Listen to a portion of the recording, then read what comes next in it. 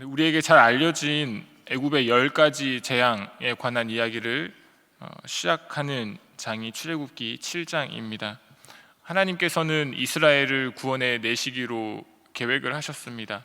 그리고 그 계획 가운데 모세라고 하는 사람을 하나님께서 세우셨습니다. 모세라고 하는 사람을 하나님께서 바로 앞으로 보내시기로 작정하셨고, 모세가 할 수 없다고 부인하였음에도 불구하고 하나님은 아론이라고 하는 사람을 옆에 붙여주시면서까지 하나님의 계획을 시작하셨습니다.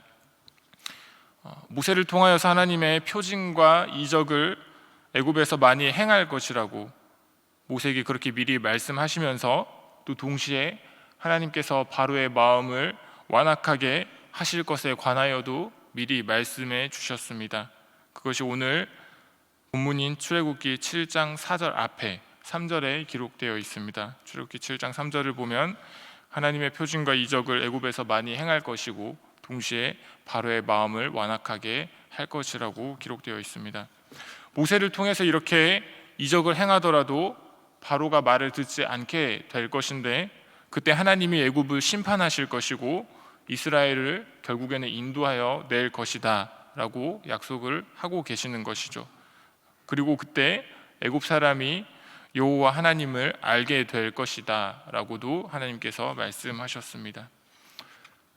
우리가 살아가는 세상에는 다양한 사람들이 있습니다. 다양한 피부색을 가진 사람들, 다양한 언어를 사용하는 사람들, 다양한 생각을 하는 사람들이 있습니다.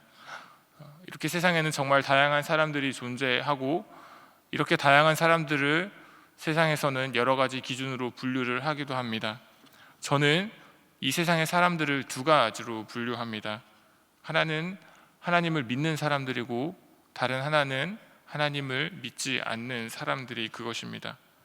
우리가 살아가고 있는 시대의 사람들을 이렇게 두 가지로, 하나님을 믿는 사람들과 하나님을 믿지 않는 사람들로 분류할 수 있을 텐데, 이것은 우리가 지금 살아가는 이 시대뿐만 아니라 오늘 우리가 함께 읽었던 모세가 살아갔던 그 시대, 지금으로부터 수천 년 전이었던 그 시대도 마찬가지입니다. 모세가 살았던 그 시대에도 하나님을 알고 하나님을 믿었던 사람들이 있었고, 그렇지 않았던 사람들이 있었습니다. 하나님을 믿지 않는 사람들, 하나님을 알지 못하는 사람들은 자기들이 무엇을 보든 무엇을 경험하든 그것을 하나님과 관련 짓지 않습니다. 어떤 놀라운 일이 발생했을 때 그것을 기적이라고 생각한다거나 혹은 우연이라고 생각하는 것이 사람들의 모습입니다. 그들은 보이지 않는 하나님의 일하심에 관하여, 그리고 이 세상을 친히 다스리시는 하나님의 섭리와 경륜에 대하여 인정하지 않습니다.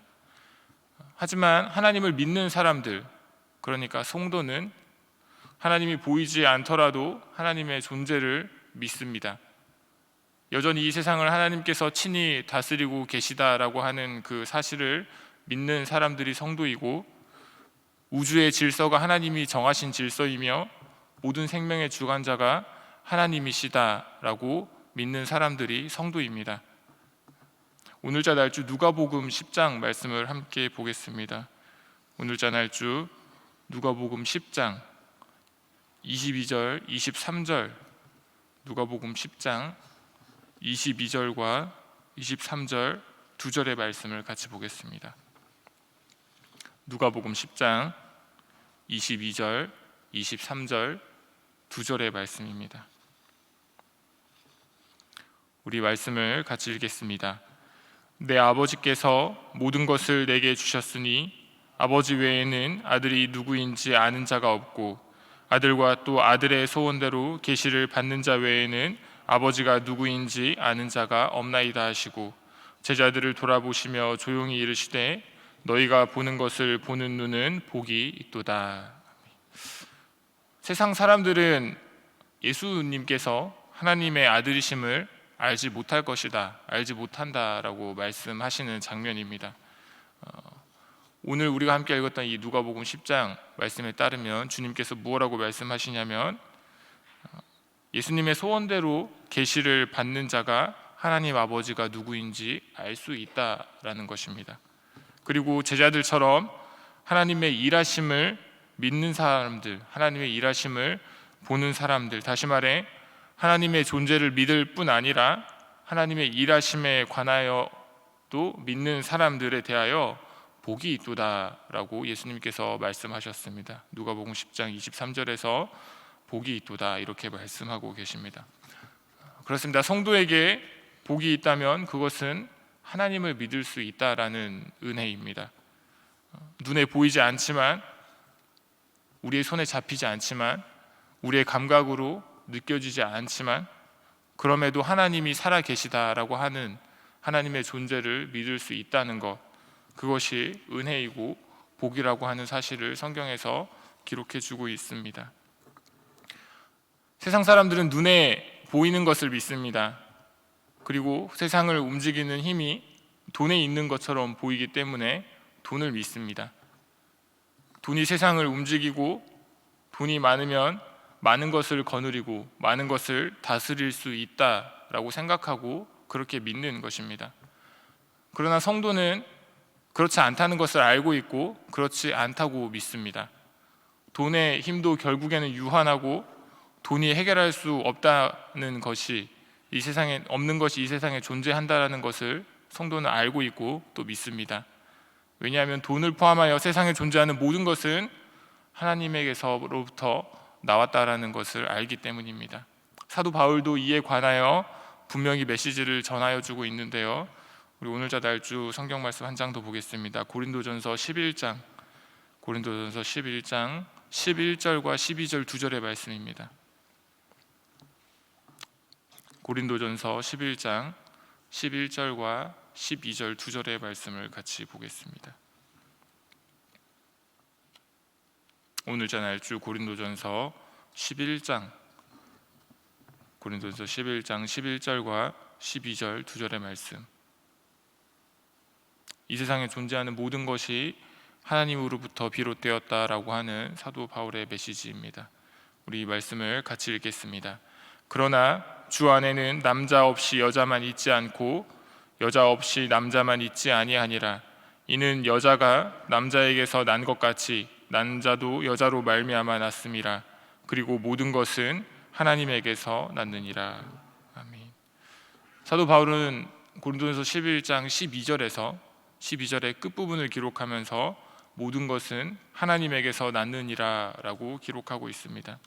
사실 이 고린도전서 11장 전반부를 살펴보면 남자와 여자의 관계에 관하여, 또 교회 안에 질서적인 측면에서 여자의 위치가 어떠해야 하는지에 관한 말씀으로 우리가 잘 알고 있는 말씀이 이 고린도전서 11장 전반부의 말씀입니다. 그러나 제가 오늘 여러분에게 이 시간에 말씀드리고 싶은 것은 남자와 여자의 관계에서 누가 더 우선하는지, 여자가 머리를 가리는 것이 마땅한지 그렇지 않은지, 혹은 여자가 머리를 기르는 것이 합당한지 그렇지 않은지에 관하여 말씀드리고 싶은 것이 아닙니다. 제가 오늘 여러분에게 이 말씀을 함께 읽으면서 이 말씀을 주목하고 권하고 싶은 것은 12절 하반절에 기록되어 있는 말씀입니다. 모든 것은 하나님에게서 났느니라. 남자가 우선하는가 여자가 우선하는가? 여자가 우선하지 않다면 여자는 머리를 가려야 하는가? 가리지 않아도 괜찮은가? 여자가 머리를 길러도 괜찮은가? 그렇지 않아도 되는가? 이런 것이 중요한 것이 아니라 결국에는 사도 바울이 전하고 싶은 메시지는 모든 것이 하나님에게로부터 났다라고 하는 것입니다. 사도 바울은 세상의 모든 것, 세상에 존재하는 모든 것의 근원이 하나님이시다라는 것을 분명하게 선언하고 있습니다. 고린도전서 11장을 통하여 사람에 관하여만 생각하는 것처럼 보이실 수도 있겠지만 그렇지 않습니다. 하나님이 창조주이시다라는 것을 말하고 있는 것입니다. 이것은 사도 바울이 기록한 로마서 11장에서도 나타나고 있는데요, 로마서 11장 끝절에서 만물이 주에게서 났다라고 하는 말씀이 그것입니다. 하나님께서 성경을 여시면서 처음으로 기록하고 있는 말씀, 우리가 잘 아는 말씀이죠. 태초에 하나님이 천지를 창조하시니라. 모든 것의 시작이 하나님이셨고 하나님의 말씀이었습니다. 하나님은 성경을 여시면서 그것을 분명하게 선언하셨습니다. 사랑하는 성도 여러분, 우리는 세상을 창조하신 분이 하나님이시다라고 믿습니다. 우리 눈에 보이는 것뿐만 아니라 우리 눈에 보이지 않는 모든 것에도 하나님의 섭리가 존재하고, 우리의 눈에 보이지 않지만 하나님의 일하심이 있고, 우리의 눈에 보이지 않지만 이 세상은 여전히 하나님께서 다스리고 계시다라고 하는 이 사실을 믿는 사람들, 성도라고 부르는 그 사람들인데요, 우리가 그런 사람들입니다. 비록 이 세상을 움직이는 힘의 중심에 돈이 있는 것처럼 보일지라도 이 세상은 하나님이 움직이고 계시다는 것이 우리 신앙의 고백입니다. 오늘 하루 여러분에게 주어진 날, 오늘 하루도 날의 주인이 하나님이시고 이 날도 하나님의 섭리 안에서 계획되었으며 그 계획 안에서 하나님이 이 하루를 시작하셨습니다.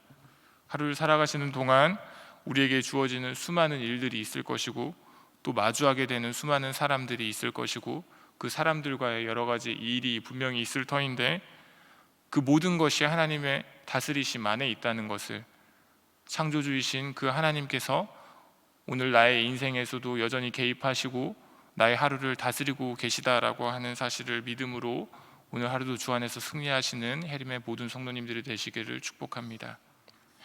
시간에 주기도문으로 예배를 마치고 여러분들의 기도 제목으로 자유롭게 기도하시고 돌아가시면 되겠습니다. 하늘에 계신 우리 아버지여, 이름이 거룩히 여김을 받으시오며 나라의 임하옵시며 뜻이 하늘에서 이루어진 것 같이 땅에서도 이루어지이다. 오늘날 우리에게 일용할 양식을 주옵시고 우리가 우리에게 죄 지은 자를 사하여 준 것 같이 우리 죄를 사하여 주옵시고 우리를 시험에 들게 하지 마옵시고 다만 악에서 구하옵소서. 대개 나라와 권세와 영광이 아버지께 영원히 있사옵나이다. 아멘. 기도하겠습니다.